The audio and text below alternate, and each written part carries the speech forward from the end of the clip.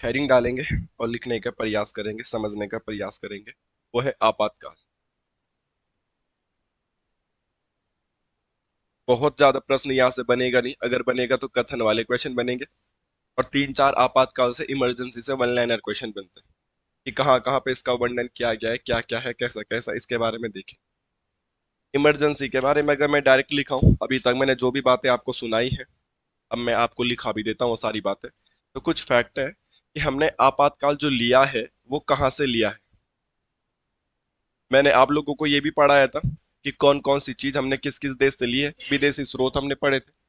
जब मैं आपको पॉलिटी स्टार्टिंग में पढ़ाया था तो शेड्यूल क्या क्या होता है, किस शेड्यूल में क्या क्या लिखा गया है, कौन कौन सी चीज किस किस देश से खरीदी है, मैंने आपको पहले भी बताया था।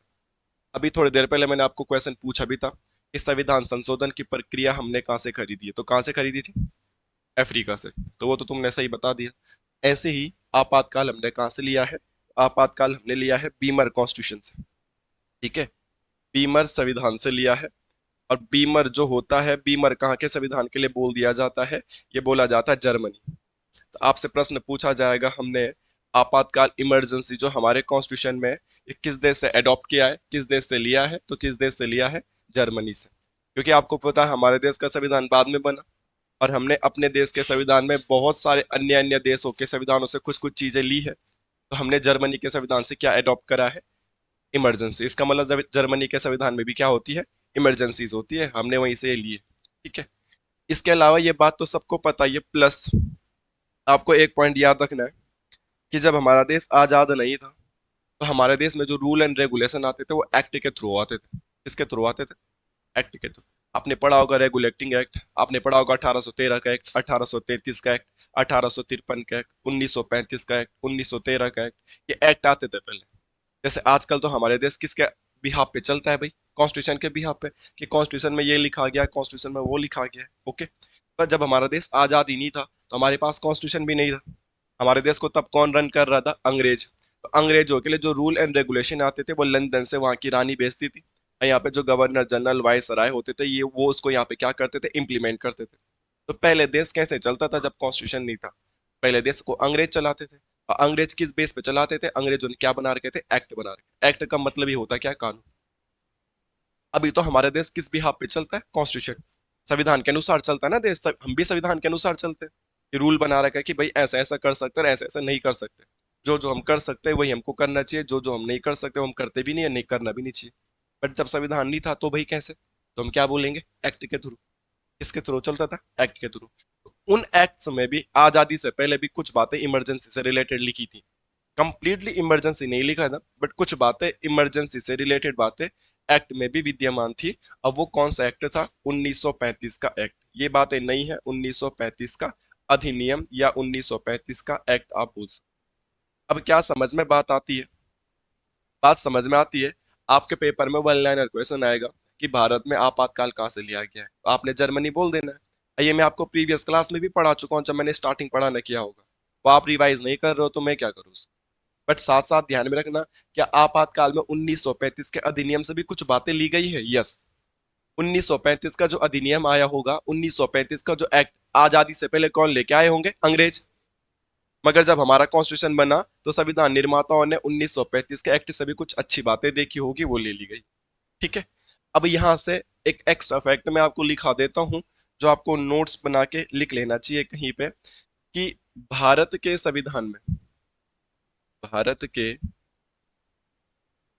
संविधान में मैक्सिमम हिस्सा इसी एक्ट से लिया गया है।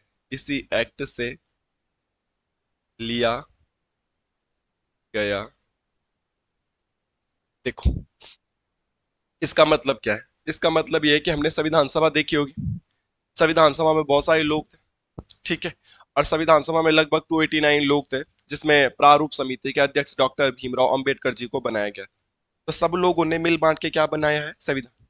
सब लोगों ने मिल बांट के क्या बनाया? संविधान। बस प्रारूप समिति के अध्यक्ष डॉक्टर भीमराव अंबेडकर थे, तब उनको बोल देते कि ये संविधान के पितामह है। मगर बनाया तो सब नहीं है। जैसे कि आजकल आपको पता, हम घूमने का प्लान बना रहे हैं, तो उसमें निर्णय मैं ही ले रहा हूँ कि कहाँ रुकना है, कहाँ खाना है, किस गाड़ी में जाना है, कौन से होटल में रुकना है, कौन सी प्लेस पे जाना है। मगर आप सभी लोग सजेशन दे सकते हैं कि भाई यहाँ नहीं, वहां नहीं, यहाँ नहीं, ऐसा नहीं, वैसा नहीं।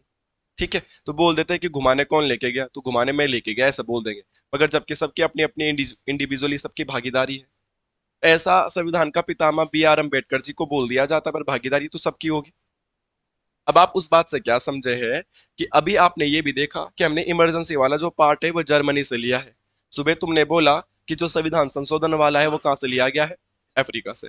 आपको बोला जाएगा मूल कर्तव्य कहाँ से लिए गए हैं, रूस से। आपसे पूछा जाएगा मौलिक अधिकार कहाँ से लिए गए, तो अमेरिका से। ये तो पता है आप लोगों को, ये आपको पढ़ाया भी गया और आपको पता भी, आपने बोला भी। पर मैं कह रहा हूँ कि ऐसी अलग अलग जगहों से हमने अलग अलग चीजें इकट्ठा करी है ना, तो सबसे ज्यादा चीजें कहाँ से अडॉप्ट करी है, 1935 के एक्ट से, 1935 के एक्ट से। जब हम अपना संविधान बना रहे थे तो अलग अलग जगह से कुछ कुछ चीजें ली ना हमने, तो सबसे ज्यादा चीजें हमने कहाँ से अडॉप्ट करी है, 1935 के एक्ट से। और 1935 का एक्ट किसका रहा होगा, अंग्रेजों का एक्ट।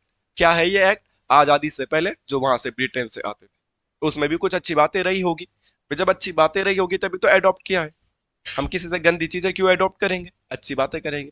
तो भारत के संविधान में मैक्सिमम चीजें कहाँ से अडॉप्ट करी है, ऐसा क्वेश्चन बनेगा आपके पास, आप क्या बोलेंगे, 1935 के। समझ में आ रही बात आपको। असामान्यता क्वेश्चन आएगा किस देश से हमने आपातकाल लिया है, तो हम क्या बोलेंगे, जर्मनी। यहाँ तक तो किसी को दिक्कत नहीं। अब हमारे संविधान में मेंशन है, हमारे कॉन्स्टिट्यूशन में मेंशन है, कॉन्स्टिट्यूशन में कहाँ पे लिखा गया, क्या लिखा गया, ये भी पूछा जाएगा। तो संविधान में क्या होता है, भाग भी होता है, पार्ट होते हैं संविधान में। ठीक है, 22 + 4 भाग। तो भाग 18 में इसके बारे में लिखा गया, 18th क्वेश्चन आएगा, भाग 18 में क्या है, आपातकाल। और उसके अलावा क्या होते हैं, अनुच्छेद होते हैं। और अनुच्छेद तो आप लोगों को बहुत अच्छे से पता है भाई, 352 से लेके लगभग 360 तक किसकी बात हो रही है, आपातकाल की बात। अगर प्रैक्टिकली देखा जाए तो मैं पूरे पूरे लिख दूं, 352, 356 और 360। मुख्यतः इनमें आपातकाल की बात की गई है। और क्या क्या बातें की गई इसको हम आगे भी डिटेल में पढ़ने वाले कि क्या क्या मामले। ठीक है। अब प्रीवियस क्लास में मैं आप लोगों को ये भी पढ़ा चुका हूं दोस्तों, जो 352 है इसी के लिए आप नेशनल इमरजेंसी कहते हैं, हिंदी वाले इसी के लिए राष्ट्रीय आपात कहते हैं। जो 356 है इसी को क्या बोलते हैं, स्टेट इमरजेंसी। इसी के लिए हम क्या बोल सकते हैं, राज्य आपात। और राज्य आपात का ही दूसरा नाम क्या होता है, राष्ट्रपति शासन। क्या होता है, राष्ट्रपति शासन। देखो यहाँ पे प्रॉब्लम क्या होती है, अच्छा खासा पढ़ा लिखा बच्चा भी गलती कर देता है। नॉर्मल आपातकाल कोई भी लगेगा, शासन तो किसका होता है, राष्ट्रपति का।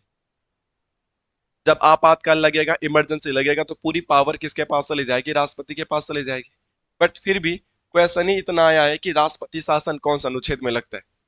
प्रैक्टिकली देखा जाएगा तो 352 भी है, 356 भी है, 360 भी है। बट हमें तो एक ही चूज करना है ना, तो हम क्या चूज करेंगे, 356। ठीक है, राष्ट्रपति शासन कौन सा आर्टिकल में, 356। राष्ट्रपति राज्यपाल के माध्यम से क्या करता है, राज्यों में शासन करता है जब राज्य में आपातकाल लग जाता है। ठीक है, देखा जाएगा तो तीनों में किसका शासन लगेगा भाई, राष्ट्रपति का। मगर मुझे तीनों में से तो एक चूज करना पड़ेगा ना भाई, तो तीनों में से मैं क्या चूज करूंगा, राज्य आपात को ही क्या कहा जाता है, राष्ट्रपति शासन। ये क्यों लगता है, कब लगता है, इसमें मैं आने वाली क्लासेस में चर्चा जरूर करूँ। ठीक है, मतलब आने वाली क्लास में क्या, आगे आगे। और 360 को तो क्या बोला जाता है, वित्तीय आपातकाल। ये आप लोगों को बहुत इजी से, बहुत आसानी से पता होगा, वित्तीय आपातकाल। वित्तीय आपातकाल बोले तो फाइनेंस इमरजेंसी। और अभी किस्मती से हमारे देश में फाइनेंस इमरजेंसी आज तक नहीं लगा। ठीक है, स्टेट इमरजेंसी तो हर राज्य में लगती रहती है। अभी उत्तराखंड में भी तो लगी थी 2016 में, जब हरीश रावत जी की सरकार गिर गई थी, उत्तराखंड में भी लगी थी। तो ऐसे लगती रहती है, जहाँ के विधायक इधर से उधर चले जाएंगे वहां पे लगी जाएगी। और नेशनल इमरजेंसी भी हमारे देश में कितनी बार लग चुकी है, 3 बार लग चुकी है। बट वित्तीय आपातकाल फाइनेंस इमरजेंसी हमारे देश में कभी नहीं लगी। अकाल नहीं पड़ा है, अकाल बोले तो खाने पीने के लाले नहीं पड़े। हम हिस्ट्री पढ़ते हैं, डॉक्टर मनमोहन सिंह जी जब वित्त मंत्री थे हमारे देश के, उस समय ऐसा लग रहा था कि कुछ हो सकता है। मगर डॉक्टर मनमोहन सिंह ने जो उदारीकरण की नीति लाई थी, ठीक है, 1991 में, तो कहते हैं कि उससे बहुत ज्यादा फर्क पड़ा था, इम्पैक्ट पड़ा था। उसके बाद हमारी स्थिति को सुधार सुधार सुधार सुधार हो। और आजकल तो तुम करंट अफेयर में भी पढ़े होंगे शायद से, भारत दुनिया की 4th नंबर की इकोनॉमी बन गई है, जापान को पीछे छोड़ के या जापान को आगे छोड़ के, ऐसे कुछ क्वेश्चन था करंट अफेयर में। आजकल चर्चाओं में बना था, 2-4 दिन पहले मैंने ऐसे न्यूज में देखा था। ओके, तो फिलहाल हमने कुछ पढ़ा भी नहीं है, पर हमने क्या पढ़ा है, हमने इतनी बातें पढ़ी है कि भाई आपातकाल है, तो ये लिया कहाँ से ये कॉन्सेप्ट? जर्मनी से। जर्मनी के कॉन्स्टिट्यूशन के लिए बीमर शब्द का यूज भी कर लिया जाता है, ठीक है। और आप अगर यूकेपीएससी के पेपर देते हैं, ज्यादातर यूकेपीएससी पूछता है। वैसे यूकेटीपीएससी के सिलेबस में भी खेल प्रतियोगिताएं हैं। लाइक वो ओलंपिक का इतिहास है, ओलंपिक के बारे में कुछ पूछेगा तो चौंकना नहीं है। राष्ट्रीय खेलों के बारे में कुछ पूछेगा तो चौंकना नहीं है। अब मैंने तुम्हें बताया भी था कि राष्ट्रीय खेल में तुमको याद कराऊंगा, उत्तराखंड का टर्न जिस दिन आएगा मेरे को जरूर बताना है कि नेशनल गेम्स लिखा दो, क्योंकि नेशनल गेम तो इस बार उत्तराखंड में ही हुए हैं, तो वो हमें पता भी होना चाहिए, ठीक है।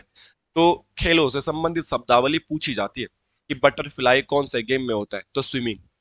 स्विमिंग में बटरफ्लाई स्ट्रोक होता है ना, जब तैराकी करते हैं तो अलग अलग तरीके से स्विमिंग किया जाता है, तो उसमें होता है बटरफ्लाई स्विमिंग, है ना।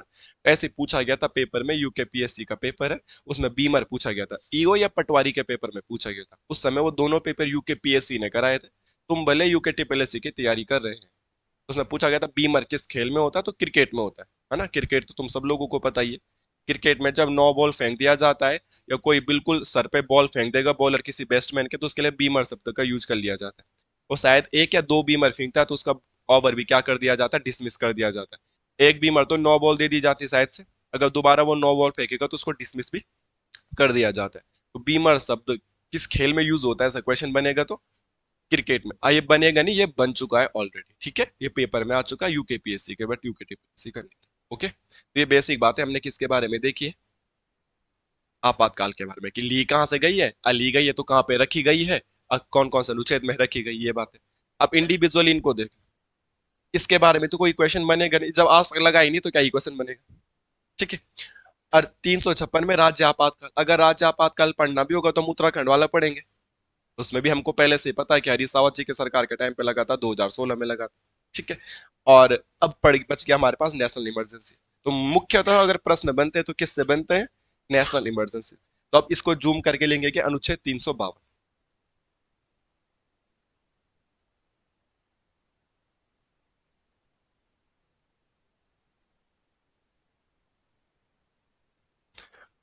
मैंने अभी तक जो लिखा है दोस्तों, उसमें कोई दिक्कत है आपको? मैंने अभी इतना बोला था कि इमरजेंसी ली गई है, तो इमरजेंसी कहाँ से ली गई है, जर्मनी से ली। जर्मनी के कौन से कॉन्स्टिट्यूशन से, बीमर। इसके अलावा इमरजेंसी का कुछ कॉन्सेप्ट कहाँ से लिया गया है, 1935 का एक्ट से। एक्ट क्या होते हैं, आजादी से पहले जो अंग्रेजों द्वारा हमें कानून, अंग्रेजों द्वारा जिनके द्वारा कानून चलाया जाता है, उसी 1935 के एक्ट से मैक्सिमम चीजें हमने कॉन्स्टिट्यूशन में अडॉप्ट करी। अगर हमने अडॉप्ट किया हुआ है आपातकाल, तो कहाँ पे लिखा गया है, भाग 18 में। भाग कहाँ पे, 18 में। आज विराट कोहली का फाइनल मैच भी ना भाग 18, इसलिए तो पढ़ रहे हैं। इसके अलावा इसमें अनुच्छेदों में भी लिखा होगा, तो कौन सा अनुच्छेद में, 352, 356, 360। 52 में क्या है पता चल गया, 56 में क्या है पता चल गया, 60 में क्या है पता चल गया। अब हम इनको जूम करके पढ़ेंगे, तो मैक्सिमम नंबर ऑफ क्वेश्चन, पूरा टॉपिक किसके हेर फेर में है, 352 में। 356 और 360 में वो लेवल का डाटा नहीं है जिस लेवल का डाटा इसमें, और 360 में तो कुछ भी नहीं है, क्योंकि कभी लगा ही नहीं है आपातकाल, तो क्या लिखे उसमें, क्या बोला। अब ये आपातकाल, राष्ट्रीय आपातकाल, 352 में क्या लिखा गया है, राष्ट्रीय आपातकाल। अब आप लोगों को मैं जितना अभी पढ़ाऊंगा वो सारा का सारा मुझे याद हो जाना चाहिए अभी के भी, ठीक है। मतलब आपको क्लास खत्म होने के बाद बाद में आपको पूछूंगा ये सारी सारी बातें, ये आपको पता होनी चाहिए। तेरे दोस्त क्यों नहीं आए भाई आज? हाँ, क्यों, क्या है वो? यार, किसी के लिए जागरण इंपॉर्टेंट है, किसी के लिए रिश्तेदारी इंपॉर्टेंट है, नौकरी तो इंपॉर्टेंट ही नहीं है किसी के लिए, ठीक है। राष्ट्रीय आपातकाल, जब आपातकाल लग रहा है पूरे देश में, नेशनल इमरजेंसी जिसे आप कह रहे हो, तो कुछ तो कारण होते होंगे, ऐसे ही लग जाता है क्या? नहीं, तो आपको ये पता चलना चाहिए कारण, तो लिखेंगे कारण। वाई, आप बोल रहे हो कि राष्ट्रीय आपातकाल लगता है, बट क्यों लगता है ये भी तो पता होना चाहिए हमें, क्यों लगता है ये भी हमको क्या होना चाहिए था, पता होना चाहिए था, इसलिए इस बात को समझेंगे।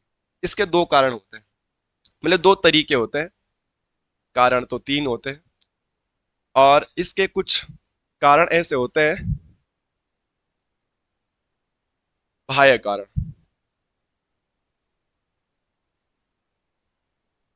ठीक है, और कुछ होते हैं आंतरिक कारण। राष्ट्रीय आपातकाल लगने के कुछ कारण होते हैं, बाह्य कारणों की वजह से भी राष्ट्रीय आपातकाल लग सकता है, और आंतरिक कारणों की वजह से भी राष्ट्रीय आपातकाल लग सकता है, ठीक है।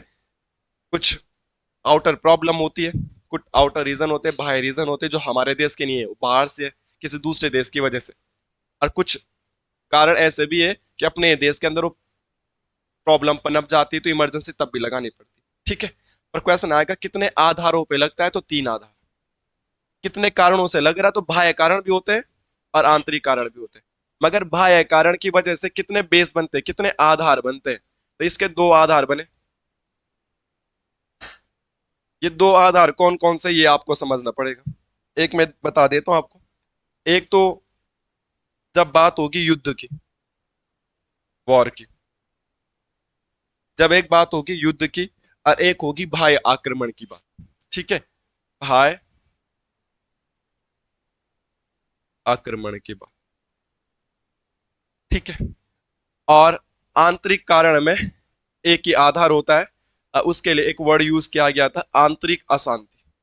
जब हमारे देश के अंदर ही क्या फैल जाए, अशांति फैल जाए, आंतरिक अशांति फैल जाए, और हम सरकार का विरोध करने लग जाए, और आम जनता तलवारबाजी करके, बंदूक लेके, गन लेके सड़कों पे उतर जाए, राष्ट्रीय संपत्ति को नुकसान पहुंचाए, जब देश के अंदर ही अशांति फैल जाए, तब भी क्या लगाई जा सकती है, इमरजेंसी लगाई जा सकती है। ठीक है। अब पहले इस बात को समझ लीजिएगा, तब लिखना मैंने क्या क्या लिखा, इन तीनों में अंतर क्या। हाँ, एक और बात, कि जो आंतरिक अशांति है ना, कि हमारे देश के अंदर अशांति फैल गई। ठीक है। जैसे कि हर किसी के परिवार में ग्रह क्लेश चलता रहता है। इस बात को आपको एक्सेप्ट करना पड़ेगा, आप जितने भी लोग यहाँ पे बैठे हुए हो, हर किसी की फैमिली में कुछ ना कुछ प्रॉब्लम चल रही है। या जितने भी बच्चे इस क्लास को ऑनलाइन देखेंगे, कोई ये नहीं बोल सकता कि हमारे यहाँ तो कोई प्रॉब्लम ही नहीं है। सबका अपना अपना हो रहा है। कहीं पे मम्मी पापा की लड़ाई हो रही है, कहीं पे पापा शराब पी रहे, कोई गरीबी से परेशान है, कोई बहुत ज्यादा अमीर भी है तो बड़ा वाला लड़का नशेड़ी निकल गया है, कोई बहुत ज्यादा दिक्कत भी है, तो किसी को कुछ ऐसा हो रहा है। हर किसी की फैमिली में बोल रहा हूँ, सर्वगुण संपन्न कोई नहीं है और सर्वगुण संतुष्ट कोई नहीं है। अभी हमें भी लग रहा है कि नौकरी लग जाएगी तो कुछ प्रॉब्लम दूर होगी, मगर कुछ प्रॉब्लम दूर हो सकती है, सारी प्रॉब्लम दूर करने का कोई तरीका ही नहीं है। जब तक जीवन है, समस्याएं चलती रहेगी, उन्हीं समस्याओं को झेलते हुए, उन्हीं समस्याओं से आगे बढ़ते हुए, यही जीवन है। जीवन है तो समस्याएं हैं भाई। ऐसा कोई नहीं बोल सकता कि मुझे कोई समझ, अंबानी भी होगा तो उसकी कुछ अपनी अलग ही प्रॉब्लम होगी। ठीक है। इतना पैसा होने के बाद भी परसों श्रेयस अय्यर ने हरा दिया बेफालतू में। ठीक है। तो वो बात है। अब बात वापिस आते हैं। तो भाई आपातकाल लग रहा तो कोई तो कारण है इसका। तो कोई तो बाहर वाले कारण है जो हमारे देश में नहीं पनप रहे। ये कारण कौन से वाले हैं, बाहर के कारण है। बाहर के कारण एक तो युद्ध है। अगर कोई भारत के साथ पंगा ले रहा है, पंगा ले रहा है, पंगा ले रहा है, अब भारत ने युद्ध की घोषणा कर दी है। जैसे अभी ऑपरेशन सिंदूर या पहलगांव वाला हमला हुआ था, वहां पे तो एक तरफा था ना वो, कि पहले उन्होंने आक्रमण किया। आक्रमण किया बोले तो उन्होंने आतंकवादी हमला जो किया, फिर हमारी तरफ से आर्मी ने भी वहां पे एक जवाबी कार्रवाई करी थी, ऑपरेशन सिंदूर, जिसको इंडियन गवर्नमेंट ने नाम दिया था। तो कहने का तात्पर्य क्या था, कि ये कोई युद्ध नहीं था। युद्ध की घोषणा होती है कि अब हमारी तरफ से तुम्हारी तरफ पूरा युद्ध हो गया, पूरा बम गोला बारूद जितना भी फोड़ सकते हैं सारा का सारा फोड़ देंगे, युद्ध हो जाएगा। तो जब हमारे किसी दूसरे देश के साथ युद्ध ही हो गया, देश ने अनाउंसमेंट ही कर दिया युद्ध का, तो उस समय भी देश में क्या लग जाएगी, इमरजेंसी। इमरजेंसी का मतलब क्या है, कि इस समय आप अपने मौलिक अधिकारों की मांग नहीं कर सकते। अब देश में युद्ध लगा हुआ है और आप बोलोगे मुझे घूमने जाना है, मुझे ये करना है, मुझे वो करना है, तो नहीं मिलेंगे ना। जैसे अधिकार अभी हमें वर्तमान में मिल रहे हैं, तो जब किसी का साथ युद्ध हो जाएगा तब कहां से मिलेंगे। ठीक है। दूसरा, बाह्य आक्रमण। बाह्य आक्रमण और युद्ध में, दोनों में अंतर है। युद्ध में तो देश एडमिट कर देता कि हाँ भाई आक्रमण, घोषणा कर देता, अनाउंसमेंट कर देता कि हाँ भाई हम इस देश पे क्या कर रहे हैं, आक्रमण। अब देश पॉलिटिकल भी खेलेगा, जो जो हमारे मित्र देश होंगे उनसे भी हेल्प मांगी जाएगी कि ये बहुत पंगा ले रहा है भाई, इसको मारना है, इसे उड़ाने, इसे सबक सिखाना है। और आक्रमण का मतलब क्या है, कि किसी दूसरे देश ने भारत पर आक्रमण किया है, बट भारत ने अभी उधर आक्रमण नहीं किया, भारत ने युद्ध की घोषणा नहीं की। जस्ट एग्जाम्पल देख लीजिएगा, कि मैं बाइक चला रहा था नॉर्मली, और इसने मुझे पीछे से बाइक में पत्थर मार दिए, तो इसने मुझ पर आक्रमण किया है।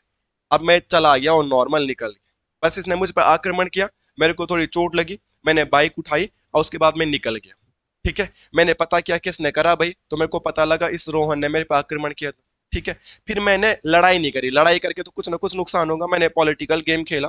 अब मैंने देखा कि रोहन यहाँ रेंट पे किसके घर में रहता है, नेगी जी के घर में रहता है। वो मेरे मित्र थे, और मैंने उनको फोन किया कि तुम्हारे घर में जो एक लड़का किराए पे रहता है, उसको रातों रात घर से बाहर भगा दो।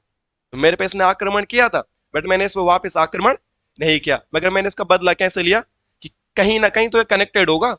अब मैंने इसके मकान मालिक को रात को फोन किया, वो तो मेरा दोस्त, मैंने बोला ऐसे रातों रात भगा दो, तो सबक आ गया यार कि अर्जुन के साथ पंगा लेना तो बड़ा मुश्किल है।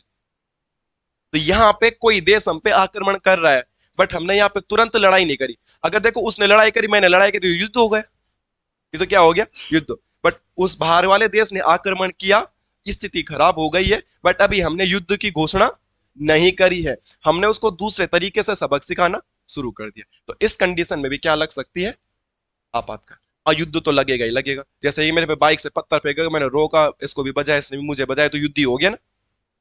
समझ में आ रही बात, जब दोनों लड़ाई करेंगे तो युद्ध ही हो गया। देखो, इस बात को आप लोग एक्सेप्ट कर लीजिएगा। मैं हमेशा से बोल रहा हूँ, आज में से शायद पहली बार ऑनलाइन में बोलूंगा, अगर भारत और पाकिस्तान का युद्ध भी होगा, तो आपको क्या लगता है, ये बात श्योर है कि पाकिस्तान हार जाएगा? ये बात श्योर है कि उनके मुकाबले में हमारे पास परमाणु हथियार, टेक्नोलॉजी, वटेवर, बहुत सारी चीजें, उनके मुकाबले में बहुत सारी चीजें हमारे पास ज्यादा ही है, तो उन्होंने हार ही जाना है। मगर क्या लगता है कि उनके पास कुछ नहीं है? कुछ तो उनके पास भी होंगे, बम बुम, नहीं तो चाइना है तो उनका दोस्त। तो अगर वो भी एक दो बम फोड़ देंगे हमारे यहाँ, तो नुकसान तो हमारे भी है ना। तो युद्ध ही सॉल्यूशन नहीं है, उनको बस ऐसी कुछ और तरीके से हराना पड़ेगा कि पाकिस्तान कहाँ कहाँ कनेक्टेड है, अपने लिंक भारत को बनाने पड़ेंगे कि इनको वो मत पहुंचाओ, इनको वो मत पहुंचाओ। जैसा भी बोले थे कि वहां पानी नहीं पहुंचने देना, तो वहां पानी नहीं होगा तो वहां खेती नहीं होगी, क्योंकि पाकिस्तान को बोलते भी नहरों का देश है, वहां नदियां नहीं है, नहरी नहरें बना रखी उन्होंने सिंधु नदी पर। अगर तुम नदियों का पानी रोक दोगे तो वहां उनकी नहरों में पानी कम होगा, उनको सबक मिलेगा कि यार नहीं करना है।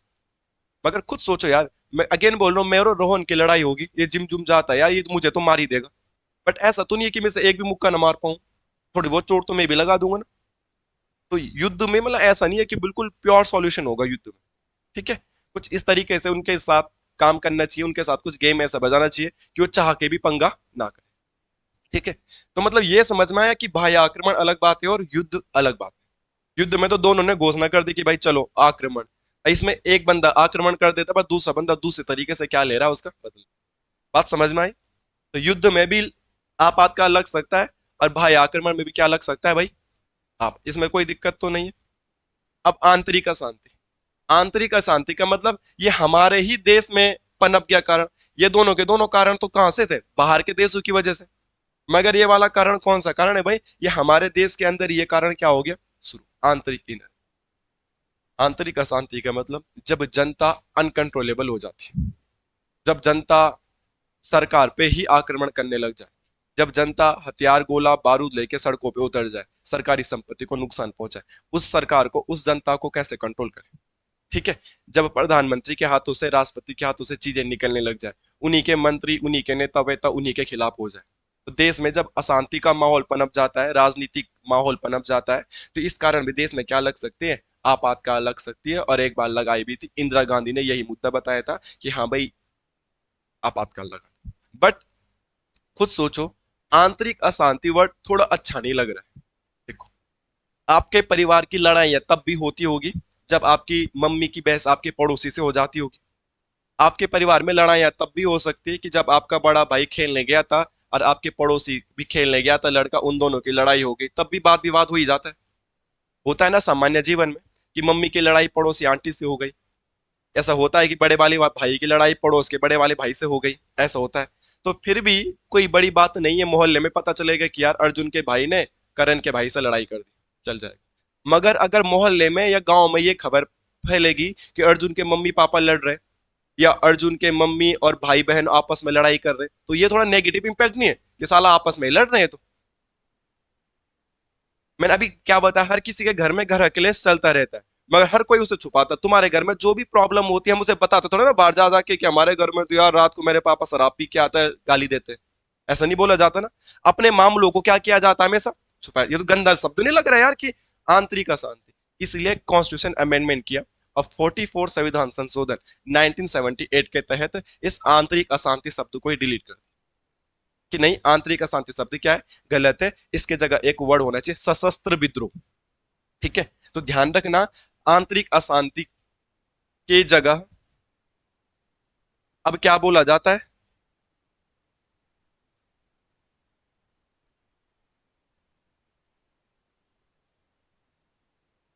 अब अगर हम किसी भी चीज को चेंज करेंगे, हटाएंगे, तो उसके लिए क्या होगा भाई, संशोधन होगा।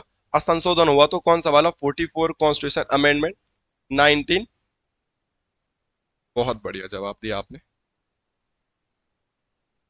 पहले कौन सा शब्द यूज होता था? आंतरिक अशांति। अभी आंतरिक अशांति के स्थान पर कौन सा शब्द यूज होगा? सशस्त्र विद्रोह। शस्त्र के साथ विद्रोह। ठीक है। और आंतरिक अशांति शब्द को हटा के सशस्त्र विद्रोह कब लिखा गया दोस्तों? 44वां संविधान संशोधन 1978। इस बात को आप लोग लिख लीजिए। इस वाली स्लाइड में लास्ट 5 मिनट में मैं कुछ पढ़ा भी नहीं पाया हूं आपको। बस इतना मैंने पढ़ाया है। क्या आंतरिक कारणों की वजह से इमरजेंसी लग सकते हैं, ऐसा क्वेश्चन आएगा।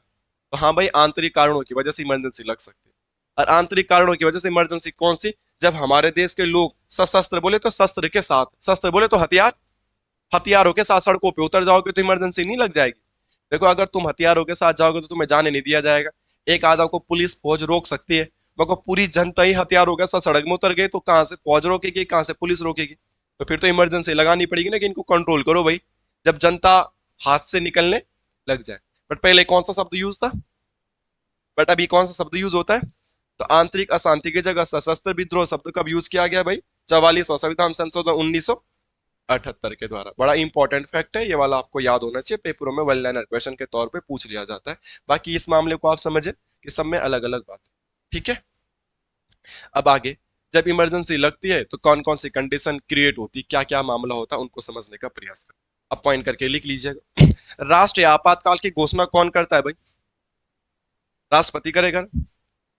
नेशनल इमरजेंसी की घोषणा, यहाँ पे बहुत इंपॉर्टेंट बात लिख रहा हूं, राष्ट्रपति। ये तो डन है ना कि राष्ट्रपति करता है, राष्ट्रपति, ये तो सबको पता है। पर ये बात पता कमी लोगों को होती है। मंत्रिमंडल, मंत्रिमंडल के लिखित परामर्श, लिखित परामर्श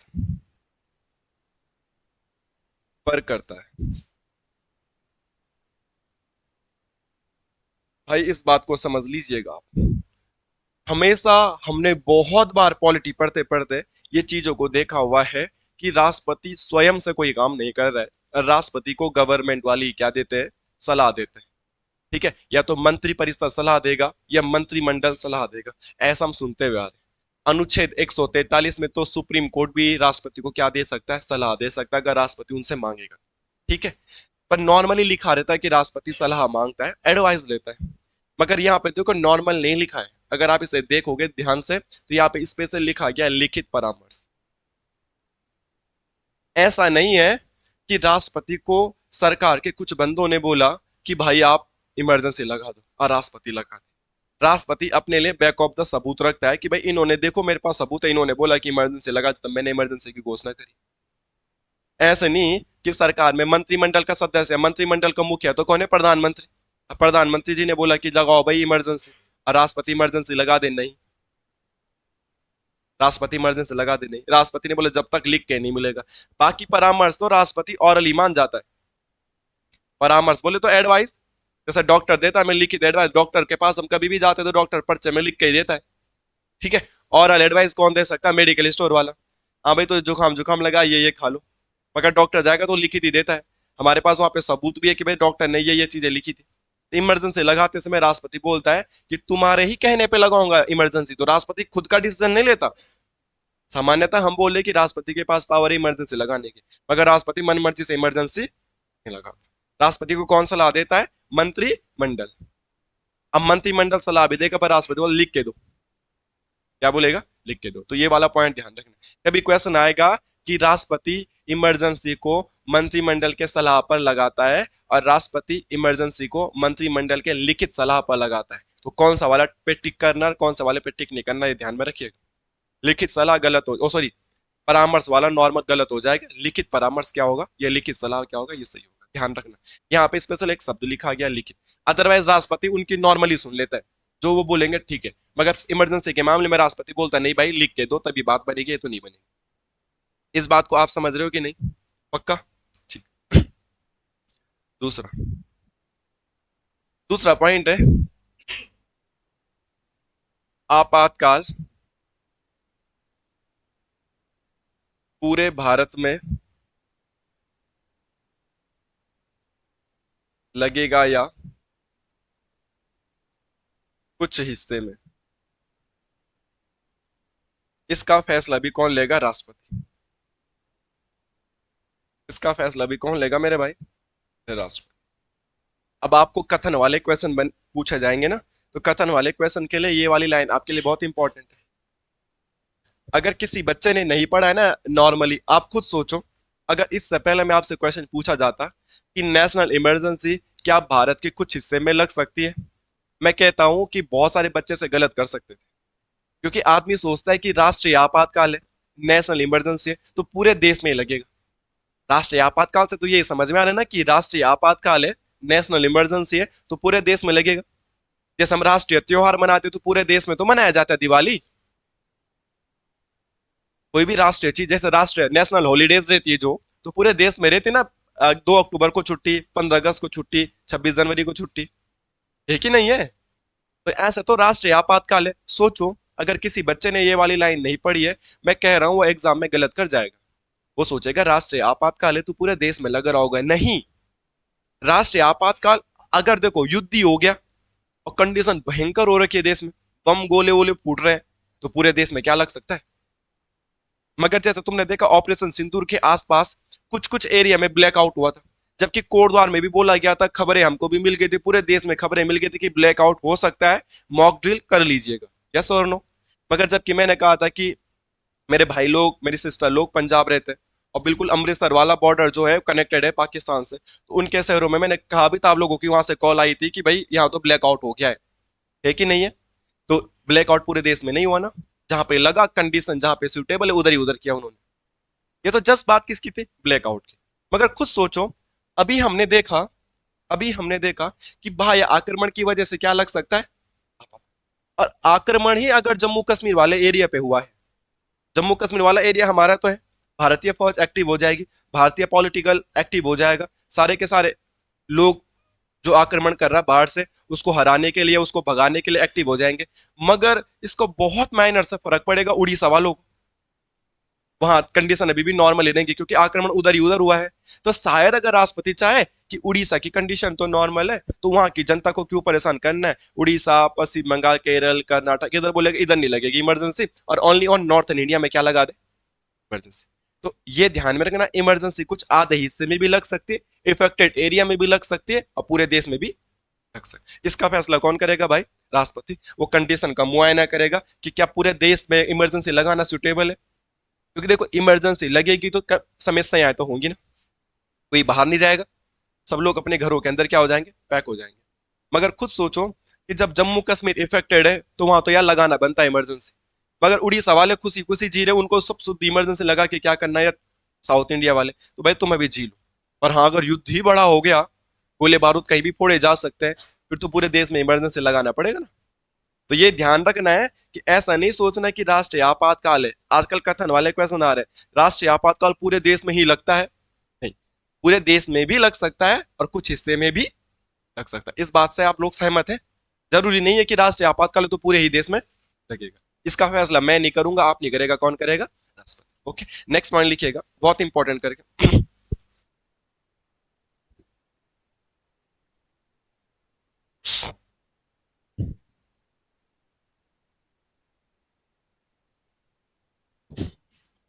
घोषणा के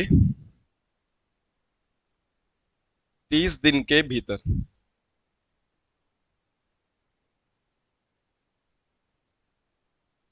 दोनों सदनों से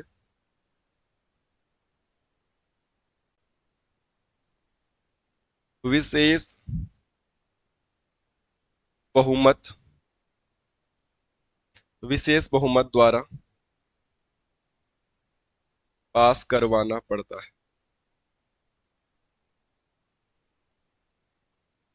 ठीक है, ये पॉइंट आप ध्यान रखें। विशेष बहुमत बोले तो 2/3 सदस्य। देखो मैंने अभी क्या कहा था आपको, आप इस बात को समझ लीजिएगा।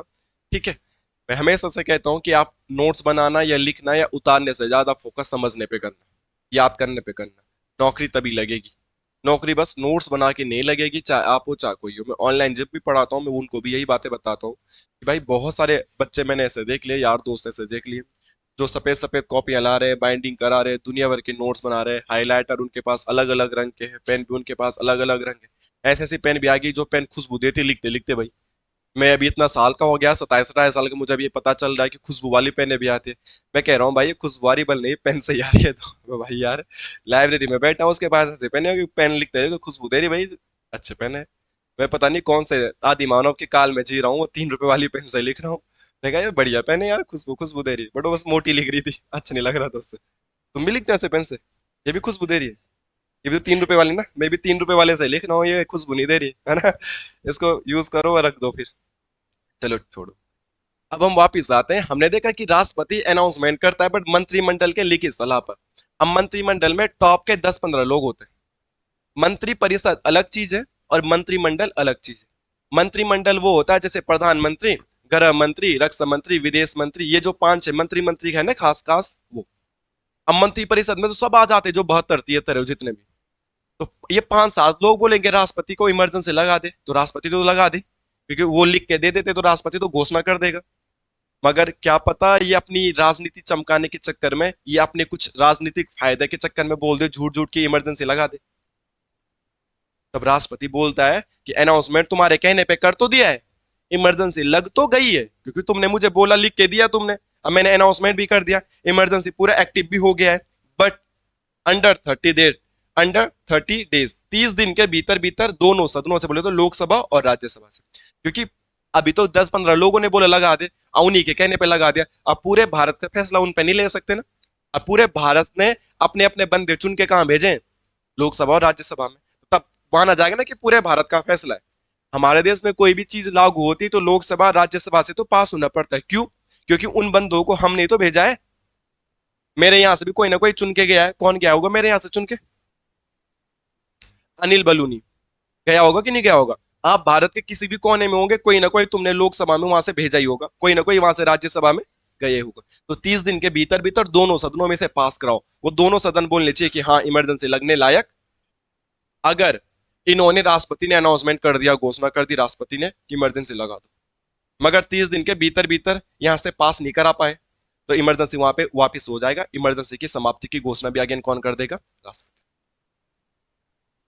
तो क्वेश्चन आता है कि आपातकाल की घोषणा होने के बाद उसे कितने दिनों में दोनों सदनों से पास कराना होता है? 30 दिनों। ये ध्यान रखें, ठीक है। और दोनों सदनों से जब पास कराते हैं तो एक होता है सामान्य बहुमत। सामान्य बहुमत का मतलब होता है 33%, 1/3। 1/3 कितना होता है? 33% होता है। थोड़ी बहुत मैथ्स आती होगी कि 33% है, बोला ठीक है तो ठीक है। एक होता है विशेष बहुमत, 2/3, लगभग ये 66% निकल के आता है। तो विशेष बहुमत मतलब इतने सारे लोग बोलने चाहिए कि हाँ भाई डन डन डन लगनी चाहिए, तभी जाके। अगर ये विशेष बहुमत से पास नहीं हो पाया तो राष्ट्रपति इसकी समाप्ति की भी क्या कर देगा? आपातकाल को लगाने की घोषणा भी और समाप्ति भी की घोषणा भी दोनों कौन करता है? राष्ट्रपति, ठीक है। मगर आपातकाल के अनाउंसमेंट होने के कितने दिन बाद ये पास कराना पड़ता है? 30। और किस बहुमत से कराना पड़ता है? कथन वाले क्वेश्चन बनेंगे। कथन वाले क्वेश्चन ऐसा बनेगा कि आपातकाल की घोषणा के बाद 30 दिनों के भीतर दोनों सदनों से साधारण बहुमत द्वारा पास कराना होता है। और किसी बच्चे ने पढ़ा है कि हाँ 30 दिन 30 दिन, गलत हो जाएगा तब भी। बहुमत साधारण नहीं होना चाहिए, बहुमत कैसा होना चाहिए? विशेष। हर बातों को समझना पड़ेगा ना आपको। जैसे क्वेश्चन आता है कि राष्ट्रपति मंत्री परिषद की लिखित सलाह पर अनाउंसमेंट करता है, गलत हो जाएगा। मंत्री परिषद नहीं, मंत्रिमंडल। मंत्रिमंडल और मंत्री परिषद में क्या होता है? अंतर होता है। मंत्री परिषद बड़ी होती है, मंत्रिमंडल में खास खास 8 10 लोग हैं। अब मंत्री परिषद वर्तमान में मोदी जी की 73 लोग हैं उसमें। उसमें कैबिनेट मंत्री भी आते हैं, राज्य मंत्री भी आते हैं, उप मंत्री भी आते हैं, है ना। तो ध्यान रखना छोटे छोटे डिफरेंस है, साधारण बहुमत, विशेष बहुमत, मंत्री परिषद, मंत्रिमंडल, इनको समझना पड़ेगा आपको। समझ में आई? थोड़ी बहुत तो बात समझ में आ रही होगी। किसी को कोई कंफ्यूजन है? हमने 3 ही तो पॉइंट पढ़े कि राष्ट्रपति मंत्रिमंडल के लिखित परामर्श पे ही अनाउंसमेंट करेगा। राष्ट्रपति उसे कुछ एरिया में भी लगा सकता है और पूरे देश में भी लगा सकता है। और अनाउंसमेंट करने के 30 दिन के अंदर अंदर दोनों सदनों में क्या कराना पड़ेगा? पास। अब पास भी होगा तो कैसे? ठीक है। जब कभी हम एयरफोर्स के फॉर्म भरते थे ना, आजकल तो अग्निवीर वायुवीर कुछ आ गया है, और आजकल तो ऑनलाइन होता है सब कुछ, पर मैंने तुम्हें बताया पहले दुकान से फॉर्म लाने पड़ते थे, हाथ से फॉर्म भरने पड़ते थे और फिर भेजने पड़ते थे। तो नेवियर एयरफोर्स के फॉर्म में ये भी होता था कि 55% मार्क्स होने चाहिए, पास होना नहीं था वो मार्क्स। ऐसा नहीं कि तुम 10th में पास हो रहे हो और तुमने फॉर्म भर दिया। 55% मार्क्स भी मांगते थे, बाद बाद में वो 60% भी मांगते थे। कुछ साइंस और इंग्लिश में तो शायद से कुछ मांगते भी थे ज्यादा कि इतने होने चाहिए। समझ में आ रही बात आपकी? ऐसा नहीं है कि बस पास हुआ है तू फॉर्म भर लेगा, नहीं, इतने परसेंट मार्क्स भी होने चाहिए तभी तू फॉर्म भरने लायक है। ठीक है, तो विशेष बहुमत का मतलब अलग है और साधारण बहुमत मतलब अलग। ठीक है, और समझ में आया आयुष? नेक्स्ट पॉइंट लिख लीजिएगा।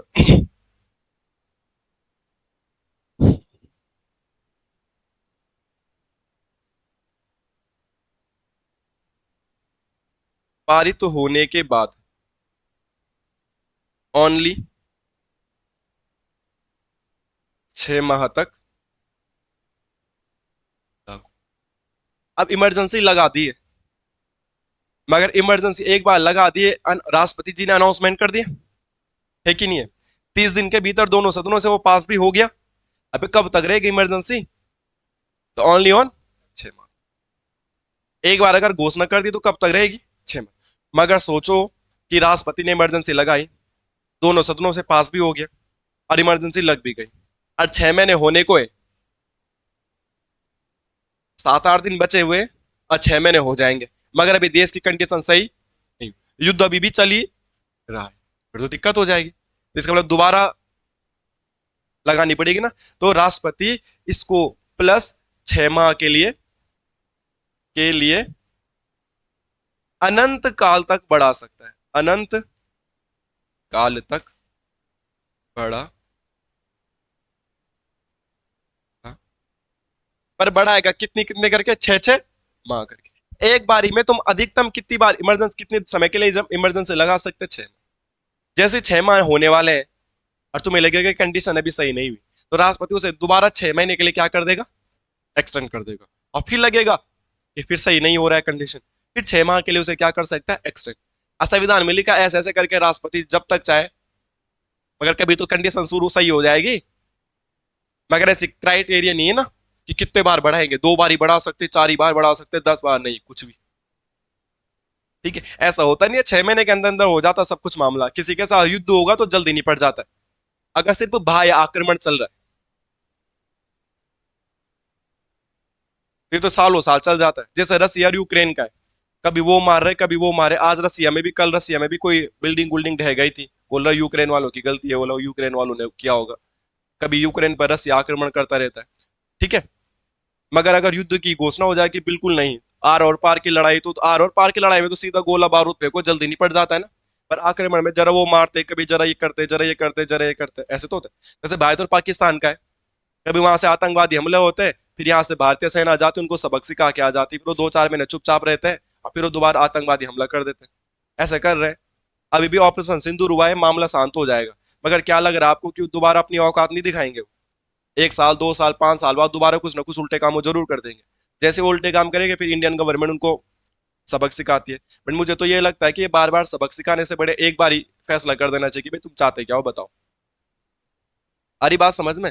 तो ये जो भाई आक्रमण वाला कंडीशन है ना, चलता रहता है लॉन्ग टर्म। बट अगर युद्ध ही हो जाएगा तो युद्ध में तो ज्यादा समय ही नहीं लगता है ना। विश्व युद्ध भी 2-3 साल के चले थे, ये तो दो देशों के युद्ध तो 2-3 महीने में निपट जाएंगे। अरे वर्ल्ड वार भी तो 14 से 18 ऐसे चलता था, 1939 से 45 से चलता था, वो विश्व युद्ध था। 2 देशों का युद्ध तो 2-4 महीने में निपट जाएगा ना। अब क्या समझ में आया कि राष्ट्रपति जब आपातकाल की घोषणा करता है तो वो कितने समय तक लागू रहता है? 6 माह तक। क्या राष्ट्रपति 6 माह के बाद उसे एक्सटेंड कर सकता है? हाँ। और दोबारा करेगा तो कितने के लिए? ज्यादा से ज्यादा 6 माह के। और कितनी बार इसे बढ़ा सकता है? कुछ क्वेश्चन आएगा तो अनंत काल, जब तक लगेगा कि नहीं, है ना।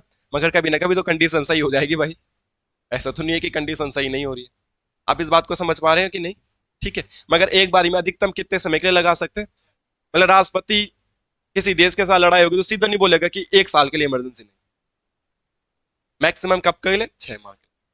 पहले बाद में तो उसे दोबारा 6 महीने बढ़ा दे, पर ऐसा नहीं, एक ही बार में 1 साल के लिए नहीं कर सकते। नेक्स्ट लिखेंगे।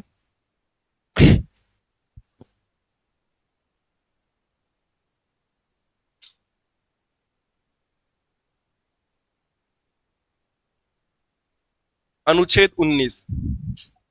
अनुच्छेद 19 मैंने आपको पढ़ा है, 19 के A B C D E और एफ को छोड़ के जी। पढ़ाया था कि नहीं पढ़ाया था? मैंने बोला था कि बोलने की स्वतंत्रता, बोला था। घूमने पहले नहीं घूमते, फिर संघ बनाने की जो संघ बनाता था ना, ग्रुप बनाता था ही नहीं बनाता था, फिर प्रचार करने के लिए घूमेगा, फिर घूमेगा तो वहीं रहेगा, अब वहीं रहेगा तो वहां व्यापार भी करेगा। ऐसे बताया था ना आप। 19 का ए इतना इंपॉर्टेंट था कि उसको रीढ़ की हड्डी भी कहते हैं। अनुच्छेद 19 को संविधान का क्या कहा जाता है? रीढ़ की हड्डी। अनुच्छेद 19 स्वतः निलंबित हो जाता है, स्वतः निलंबित हो जाएगा। अगर हमारे देश में आपातकाल लग गया तो अनुच्छेद 19 में मिलने वाले राइट आपके स्वयं ही क्या हो जाएंगे? समाप्त हो जाएंगे। अनुच्छेद 19 में लिखा गया ना, आप कुछ भी बोल सकते हो, आप सोशल मीडिया में कुछ भी पोस्ट कर दे रहे हो, कभी आपातकाल लगा तुम उल्टी सुल्टी बातें कुछ नहीं बोलोगे। आ जाइए आपको बात समझ में। आपको लिखा है आप किसी भी देश के, ओ सॉरी, देश के किसी भी कोने में घूम सकते हो। इमरजेंसी लगा तुम बोलो नहीं मैं बॉर्डर जा रहा हूँ। कल पढ़ाया था ना मैंने, परसों, कि इंदिरा कॉल, इंदिरा पॉइंट, वलांगू, आप बोलो कि नहीं मैं तो सरक्रीक घूमने जा रहा हूँ। सरक्रीक कौन सा बॉर्डर? गुजरात का बॉर्डर। और उसकी पल्ली पर पाकिस्तानी लग जाता है, और लड़ाई लगी है, तुम्हें सरक्रीक घूमने जाना है, तो जाने देंगे?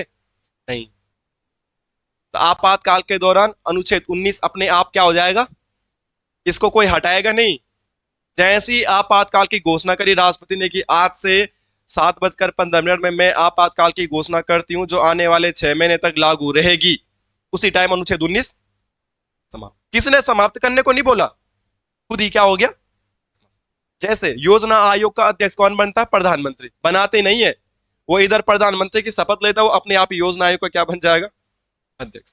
तो अनुच्छेद 19 स्वतः निलंबित होता है, इसको कोई निलंबित करता है नहीं, स्वतः निलंबित होता है।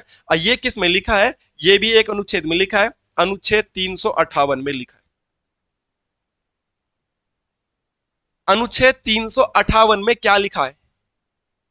अनुच्छेद 358 में यह लिखा गया है कि ड्यूरिंग इमरजेंसी अनुच्छेद 19 स्वतः समाप्त हो जाएगा। इसको समाप्ति की घोषणा राष्ट्रपति नहीं करते हैं, यह अपने आप ही समाप्त माना जाता है।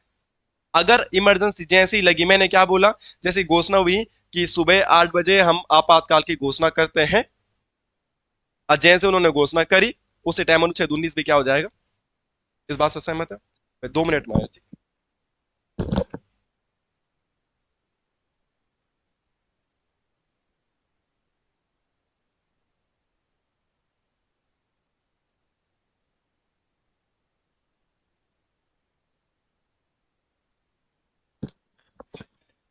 से पहले आ गया मैं 10 सेकंड में। मैं सुबह सोट के फोन चार्ज लगा था, बटन ही ऑन नहीं किया, ये 80% चार्ज है। यार बड़ी समस्या है ये भी। क्या मुसीबत है। मैं बोल रहा कि क्या मामला है। चलो वापिस आते हैं। तो अनुच्छेद 19 आपातकाल के दौरान स्वतः निलंबित होता, राष्ट्रपति नहीं करता। ये बात मैं क्यों बोल रहा हूं? ये आपने, जब आपने कभी मौलिक अधिकार पढ़े, मैंने भी पढ़ा है, तो हमने आपको ये भी पढ़ाया होगा, ये सामान्यता आपने ये पढ़ा होगा, ये सामान्यता टीचर ये पढ़ा देता है कि आपातकाल के दौरान हमारे अधिकारों का निलंबन हो जाता है। आपातकाल के दौरान हम अपने अधिकारों की मांग, अब देश में यार जिसका नाम इमरजेंसी, इमरजेंसी में तू बोलेगा ये जैसे गाड़ी में भी नहीं होता, एक इमरजेंसी खिड़की होती है, बस में बैठे होंगे तुम, अगर कभी गाड़ी लमड़ गई या गाड़ी गिर गई या एक्सीडेंट हो गया, अब तुम तो बोलेगे ये मेरी कुर्सी है, ये मेरा सीट है, मेरे को ऐसा बैठना है, ऐसा भी मेरी इमरजेंसी में, तो निकल तू बाहर यार, पहले कहाँ ड्रामा कर रहा है। तो इमरजेंसी में आप अपने अधिकारों की मांग, इमरजेंसी तो है ये, मगर अनुच्छेद 19 हटाना नहीं पड़ता, अनुच्छेद 19। बट और अधिकार भी तो है, सिर्फ हमारे पास एक अधिकार है क्या? 19। अनुच्छेद 12 से लेके 35 तक हमारे सारे के सारे क्या है? फंडामेंटल राइट है। तो और अधिकारों का क्या है? और अधिकारों का क्या? अनुच्छेद 19 का तो समझ में आ गया भाई कि ये खुद ही क्या हो जाएगा, मगर और भी तो अधिकार है 19 के अलावा, और भी तो अधिकार है कि नहीं है? है कि नहीं है? और अन्य अधिकार, अन्य अधिकार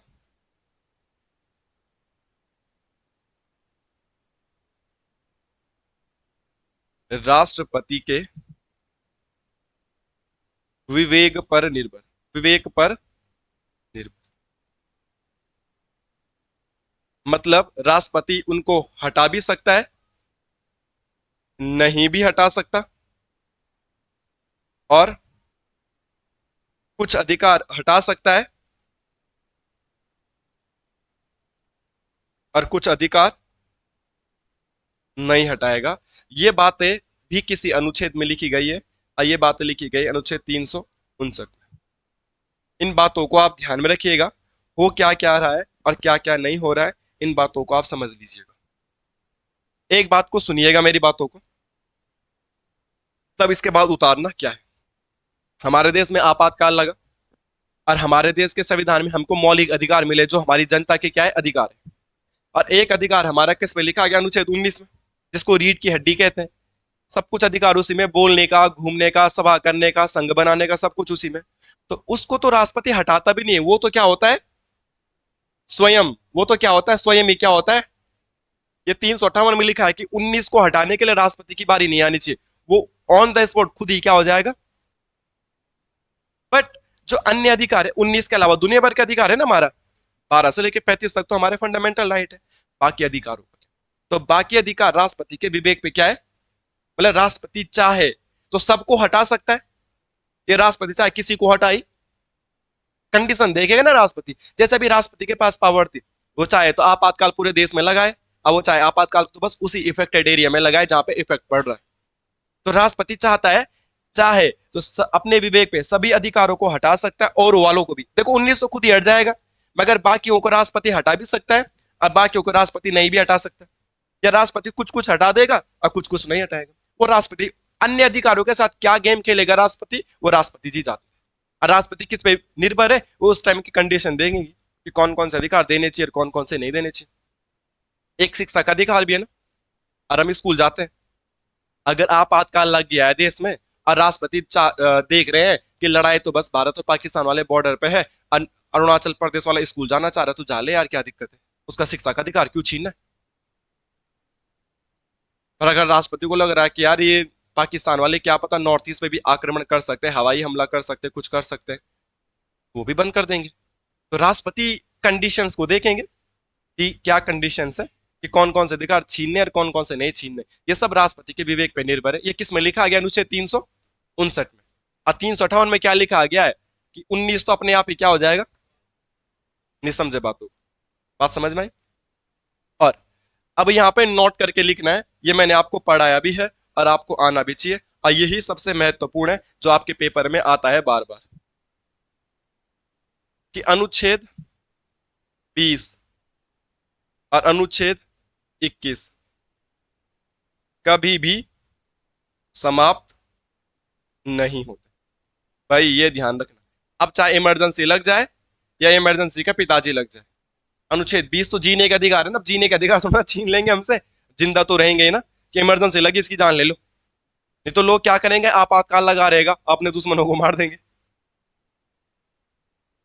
तो जीने के अधिकार थोड़ा ना छीन सकते यार किसी से, चाहे आपातकाल लग जाए चाहे कुछ भी लग जाए। कौन से अधिकार कभी नहीं छीने जाते, 20 और 21। अनुच्छेद 20 और 21 कभी भी निलंबित नहीं होते, और अनुच्छेद 19 खुद ही निलंबित हो जाता। अब बाकी राष्ट्रपति पे डिपेंड। आई बात समझ में कि नहीं आई। अब मैं दोबारा कह रहा हूं, अभी तक हमने जो बातें पढ़ी थी वो आपको याद है या नहीं है, वो बातें आप मुझे बताएंगे।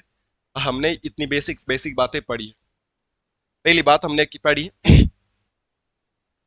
कि राष्ट्रपति अगर अनाउंसमेंट करेगा तो किसके कहने पे करेगा, मंत्रिमंडल, नॉट मंत्री परिषद, मंत्रिमंडल, और वो भी लिखित साहित्य। अगर अनाउंसमेंट हो गया तो उसको दोनों सदनों से पास करना पड़ेगा। कितने दिनों में, 30 दिनों में। अब वो भी कैसा बहुमत, विशेष बहुमत। साधारण बहुमत नहीं, विशेष बहुमत। और अगर दोनों सदनों से वो पास भी हो गया तो फिर भी वो कितने महीने तक एक्टिव है, 6 महीने तक एक्टिव है। अगर कंडीशन तब भी सही नहीं भी तो दोबारा उसको बढ़ा सकते हैं, ओनली 6। आज 6 6 महीने करके बढ़ाते रहो इसे अनंत काल तक। ऐसा तो होगा नहीं वैसे कि अनंत काल तक बढ़ा दिया जाए, बट फिर भी जब तक कंडीशन सही नहीं होगी तो किया जा सकता है। बट एक बार में अधिकतम 6 महीने। एक ही बार में राष्ट्रपति नहीं बोलेगा चल 1 साल के लिए लगा देते, ऐसा बात, इस बात से सहमत है।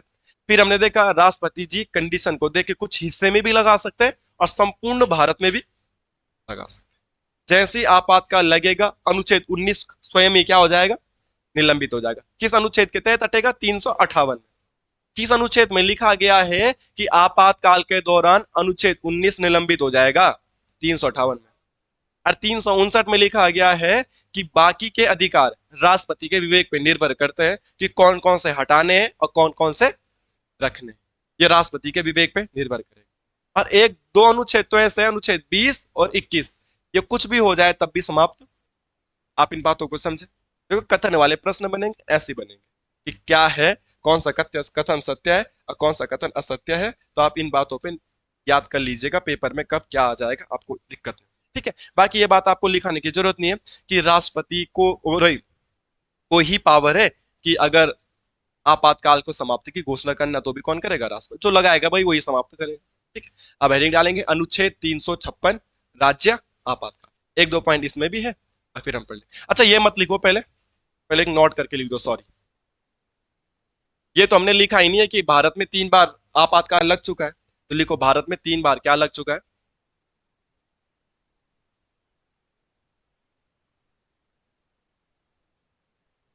इसके लिए एक बॉक्स बना दीजिएगा। एक साइड लिखेंगे डेट, ठीक है, एक साइड लिखेंगे पीएम और एक साइड लिखेंगे प्रेसिडेंट। प्रेसिडेंट को कैसे लिखते हैं भाई अंग्रेजी में? ऐसे लिखते हैं अंग्रेजी में। तो प्रेसिडेंट को अंग्रेजी में लिखने का सोच तो रहा था, पर भाई मैंने कहा कि दिक्कत ना हो जाए। अब पहली बार हमारे यहाँ इमरजेंसी लगी होगी मेरे दोस्तों, कभी ना कभी तो लगी होगी, बताओ। 1962 में तो लगी, मगर फिलहाल जो वर्तमान का सिनेरियो है, आपको डेट के साथ वो सारी चीजें याद करनी है। तो 26 अक्टूबर 1962, 1962 में इंडो चाइना वॉर हुआ था, या हाँ या ना? आज जब युद्ध होगा तो इमरजेंसी लगेगी, हाँ या ना? इसीलिए उस समय तो लिखेंगे 26 अक्टूबर 1962। इस बात को आप लिख लीजिएगा, 26 अक्टूबर 1962।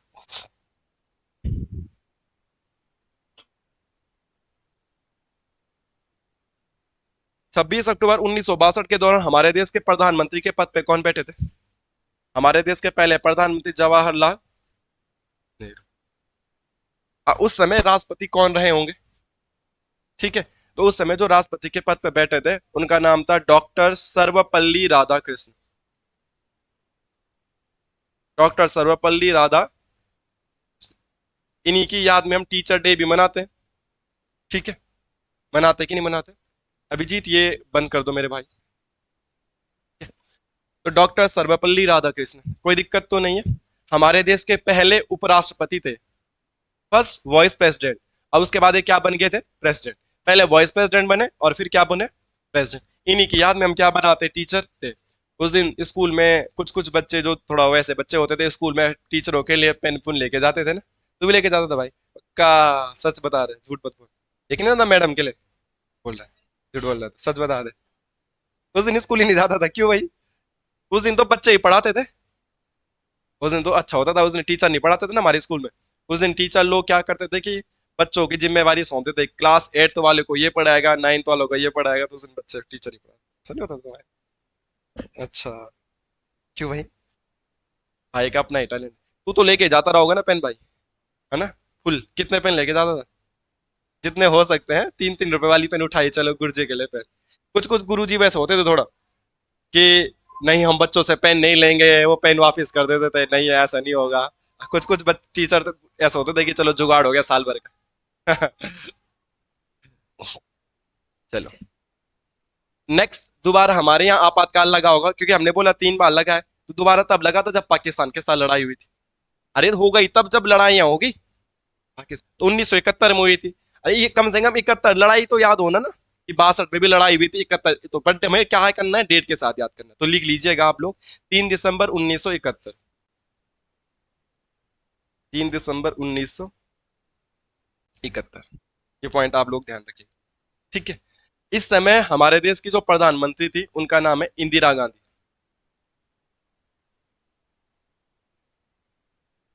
ठीक है, उस समय हमारे देश के जो राष्ट्रपति थे उनका नाम है वीवी गिरी। वीवी गिरी।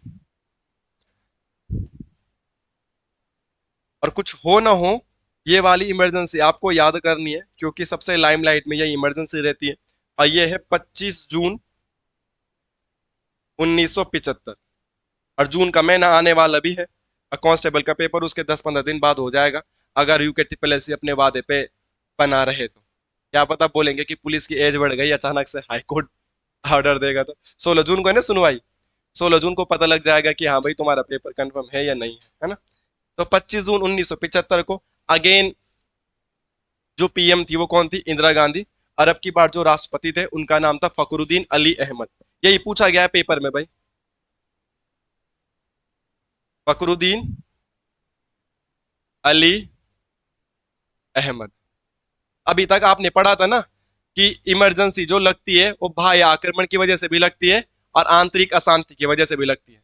चलो यहाँ पे तो चीन के साथ लड़ाई हो रही है, पाकिस्तान के साथ लड़ाई हो रही है, यहाँ पे तो किसी के साथ लड़ाई नहीं हुई, तो इसका मतलब ये कैसे कारणों से लगा, आंतरिक कारणों से लगा। तब बाद में आंतरिक अशांति हटा के क्या लग दिया था, सशस्त्र विद्रोह। आंतरिक अशांति हटा के सशस्त्र विद्रोह कब लिखा गया था, 44वां कॉन्स्टिट्यूशन अमेंडमेंट 1978। अरे याद हो रही बातें कि नहीं, कैसे लिख रहे हो, ठीक है। तो अब आपको पता चल गया इमरजेंसी कैसे लगती है, इमरजेंसी कौन लगाता है, लिखित परामर्श से लगाता है, एक बार में कितने समय के लिए लग सकता है, कब कितने दिनों बाद इसे पास कराना होता है, इमरजेंसी लगने के बाद कौन कौन से अधिकार हट जाते हैं, कौन खुद हटता है, कौन राष्ट्रपति हटाता है और कौन हटता ही नहीं है। ये बातें क्लियर है। और कब कब लगा है, और जब भी लगा है उस समय कौन प्रधानमंत्री, उस समय कौन राष्ट्रपति था, ये बता दे। आपको 26 अक्टूबर याद करना है, 3 दिसंबर याद करना है और 25 जून याद करना है। अभी तो भारत में बीजेपी वालों ने या एक नया दिवस मनाने की घोषणा भी करी थी, संविधान हत्या दिवस। संविधान हत्या दिवस 25 जून को मनाने की घोषणा करी थी उन्होंने पिछली बार, क्योंकि मनाया था ना संविधान हत्या दिवस, क्योंकि 25 जून को कांग्रेस की राष्ट्रपति इंदिरा गांधी ने क्या लगाया था, आंतरिक अशांति के कारण इमरजेंसी। तो इस इमरजेंसी के कारण इंदिरा गांधी को ट्रोल भी करते बहुत सारे लोग कि अपने फायदे के लिए उन्होंने क्या लगा दी थी, इमरजेंसी, क्योंकि अभी तो लड़ाई हुई नहीं थी। इसीलिए संविधान हत्या दिवस मनाया गया था 25 जून को, ठीक है। अब आगे बढ़े इससे हम, अब हेडिंग डालेंगे राज्य आपातकाल। और राज्य आपातकाल को क्या बोला जा सकता है, राष्ट्रपति शासन। तुम लोगों को मैं राष्ट्रपति शासन कैसे लगता है ये पहले भी पढ़ा चुका हूं, तो इस पे ज्यादा बात नहीं करूंगा और जल्दी जल्दी इसको टॉपिक को समाप्त करेंगे। अनुच्छेद 356, इसके लिए आप लोग राज्य आपात कह सकते हैं, या इसी के लिए हम लोग एक और शब्द करते हैं, राष्ट्रपति शासन। और राष्ट्रपति किसके सापेक्ष में राज करता है, यहाँ पे राज्यपाल। तो राज्यपाल के अंडर, राज्यपाल राष्ट्रपति के अंडर में ही काम करता है, ये पॉइंट आप लोगों को याद रखना। अब ये भाई क्यों लगता है, इसका भी तो कोई ना कोई कारण होगा। तो इसका कारण क्या है भाई, उसका कारण तो तुमने जाना ना कि बाह्य कारण भी होते हैं और आंतरिक कारण भी होते हैं। तो इसका कारण होता है संवैधानिक तंत्र विफल होना, संवैधानिक तंत्र विफल होना। और इसको घर्य भाषा में बोलूंगा तो सरकार का गिरना, सरकार का गिरना। और सरकार कैसे गिरती गिरती है, हुमायूं के जैसे सीढ़ियों से नहीं गिरती, ठीक है। हुमायूं भी गिरा था ना सीढ़ियों से, तो सरकार कैसे गिरती है पता है, सरकार गिरने का मतलब बाद में पता होना चाहिए, पहले सरकार बनती कैसे वो पता चलते। उत्तराखंड का उदाहरण दूं मैं, तो हमारे यहाँ विधानसभा की कितनी सीटें हैं, 70 सीटें उत्तराखंड में। और कहीं पर भी सरकार बनाने के लिए 50% से ज्यादा सीटें चाहिए होती है। हम उत्तराखंड का उदाहरण दे रहे हैं, तो उत्तराखंड में तो सीटें कितने, 70। और 70 का 50% निकालू मैं तो निकल के आता है 35। अब 35 से ज्यादा होनी चाहिए, तो 35 से एक ज्यादा लगभग, तो जहां पर भी 36 MLA इकट्ठा हो जाए उसकी क्या बन जाएगी, सर। हमारे यहाँ टोटल कितने MLA हैं, 70 विधायक है। 70 विधायक में से 36 विधायक जिस भी पार्टी के होंगे उसी की सरकार। जैसे वर्तमान में उत्तराखंड में किसकी सरकार है, भारतीय जनता पार्टी की है कि नहीं है, पता है ना तुम्हें कौन है हमारा मुख्यमंत्री है? हाँ हाँ, पता है तुझे, झूठ बोल रहा है। किसने बोला वो है, वो थोड़ा ने, वही है, उसी ने बोला कि मैं मुख्यमंत्री वैसा। और तुम्हारा विधायक कौन है, वैसे अपना विधायक ही पता नहीं। कहाँ रहता है तू, कहाँ है तेरा गाँव, कुछ ब्लॉग ब्लॉग बता अपना, देवल गाँव तो कैसे पता होगा मुझे, हाँ।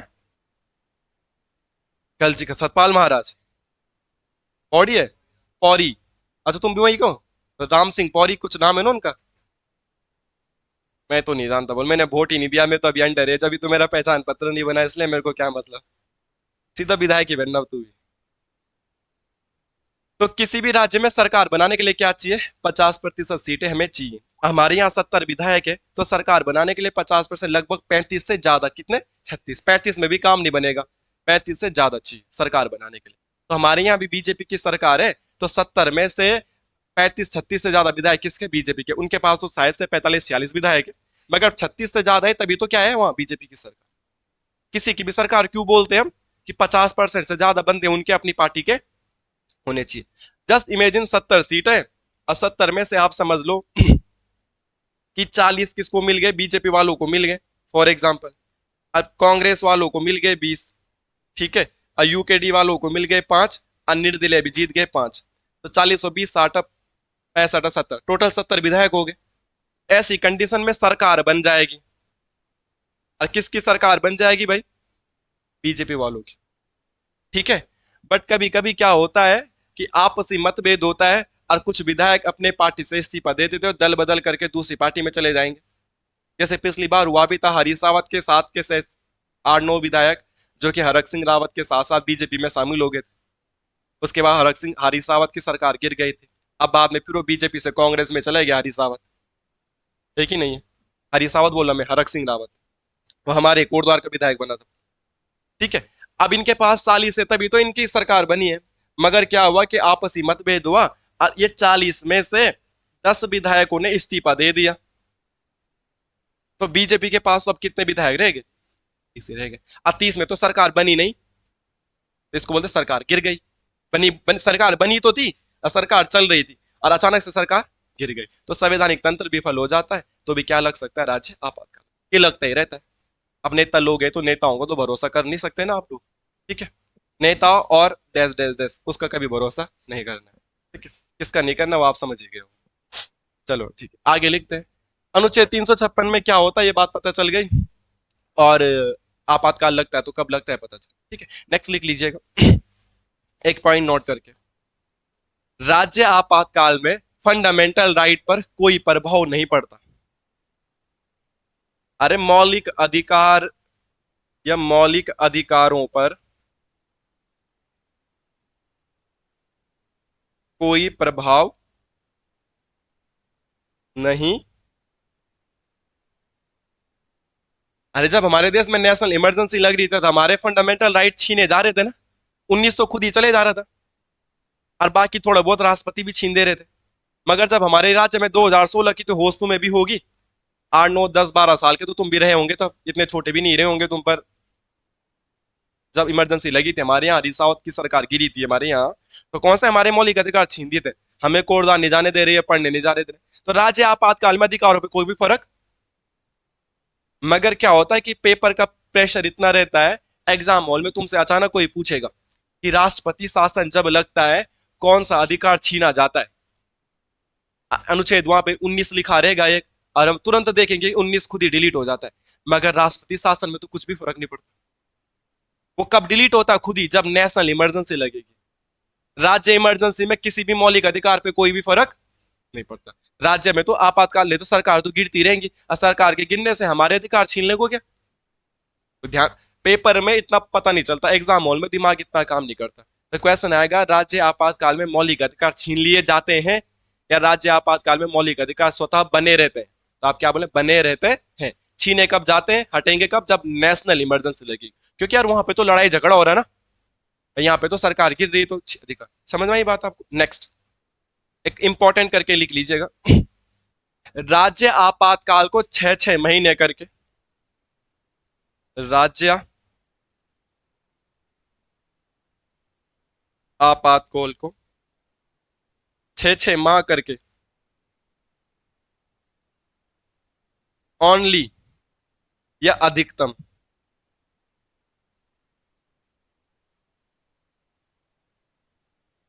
3 साल तक बढ़ाया जा सकता है। 3 साल तक बढ़ाया जा। आपने नेशनल इमरजेंसी में मेरे भाइयों एक बात देखी थी, कि नेशनल इमरजेंसी भी 6 महीने के लिए लगती है। मगर उसे 6 6 महीने करके अनंत काल तक बढ़ाया जा सकता है। मगर किसी राज्य में सरकार गिर गई तो तुम 6 6 महीने तक उसे बढ़ाते नहीं रहोगे भाई। आपको ज्यादा से ज्यादा कितने साल तक बढ़ा सकते हो राष्ट्रपति साहब? 3 साल तक। 3 साल के अंदर फिर चुनाव चुनाव करवाओ यार, वहां बनाओ, व्यवस्था बनाओ। 3 साल तक तो होता ही नहीं मामला, इमरजेंसी इतनी लगती, 40 दिन, 50 दिन, 60 दिन, 2 महीने, 3 में इतनी लगती। उतने समय में कंडीशन सही हो जाती है। बट फिर भी कॉन्स्टिट्यूशन में क्या लिखा गया है कि राज्य आपातकाल को अधिकतम कितने समय के लिए बढ़ाया जा सकता है? 3 साल। और जबकि राष्ट्रीय आपातकाल को अधिकतम सीमा दे ही नहीं रखी। ठीक है। एक बार में 6 महीने बढ़ेगा, ये बात सत्य है दोनों जगह। एक बार में तो कितने बढ़ेगा? 6 महीने। ऐसा नहीं बढ़ाते इसको भी कि एक ही बार में 3 साल तक इमरजेंसी लगा दी, नहीं। एक बार में बढ़ाओगे तो 6 महीने, दोबारा भी 6 महीने लगा सकते हो, तिबारा भी, चौबारा भी, पांचबारा भी, पर उसके बाद बोलेंगे भाई अब 3 साल जैसे ही कंप्लीट हो जाएंगे, उसके बाद नहीं होगा। बात समझ रहे हैं आप लोग? तो नेशनल इमरजेंसी और राज्य आपातकाल में यही अंतर है, मेजर अंतर, कि नेशनल इमरजेंसी में फंडामेंटल राइट इफेक्टेड होते हैं, नेशनल इमरजेंसी में। और स्टेट इमरजेंसी में फंडामेंटल राइट में कोई भी फर्क। नेशनल इमरजेंसी को अनंत काल तक बढ़ाया जा सकता है और स्टेट इमरजेंसी को ओनली 3 साल। तो ये उनके मेजर क्या होते हैं, डिफरेंस होते हैं। इस बात को आप सहमत है? बस आपको क्या लिखना है बाकी, बाकी पॉइंट ये लिख लीजिएगा, वित्तीय आपातकाल 360 में। अब वहां पे लिख देना कि आज तक तो कभी लगाई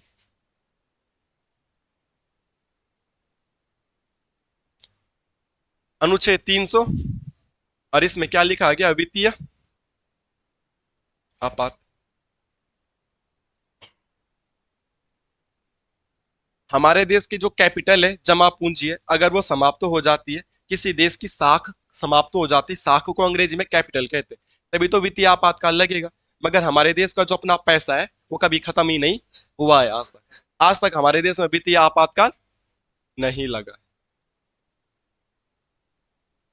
समझ में आ रही बात? जब हमारे देश में वित्तीय आपातकाल लगेगा तो राष्ट्रपति की सैलरी तब भी कम नहीं होती। मतलब हमारे देश में पैसा खत्म हो जाएगा ना, तो राष्ट्रपति की सैलरी जितनी होगी उतनी ही रहेगी। राष्ट्रपति की सैलरी में लिखा गया है साफ साफ कि किसी भी कंडीशन में राष्ट्रपति की सैलरी को कम नहीं किया जा सकता है।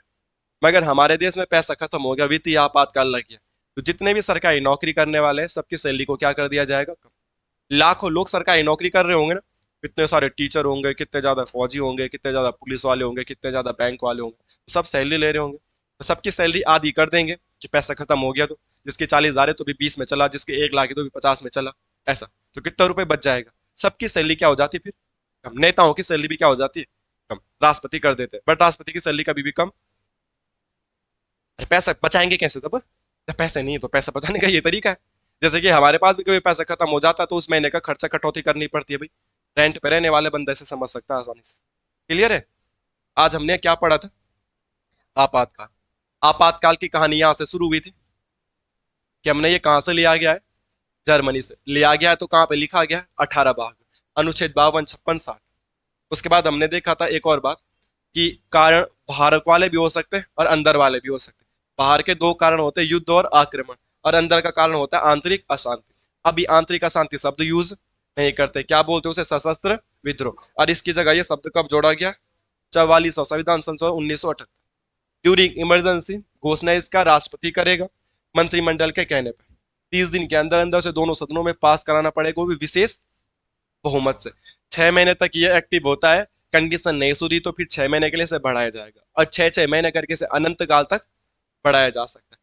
अनुच्छेद 19 तो खुद ही क्या हो जाता है, निलंबित। बट बाकी अधिकार छीनने हैं या नहीं छीनने, या राष्ट्रपति के विवेक पे निर्भर करता है।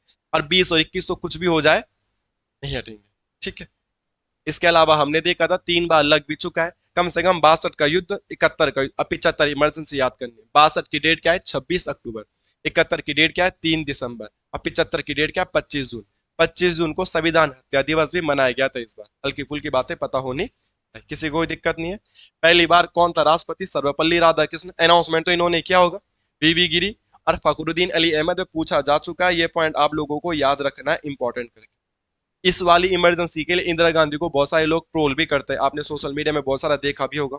अभी हाल में कंगना रनौत ने एक फिल्म भी बनाई थी, आपातकाल इमरजेंसी, देखिए आपने?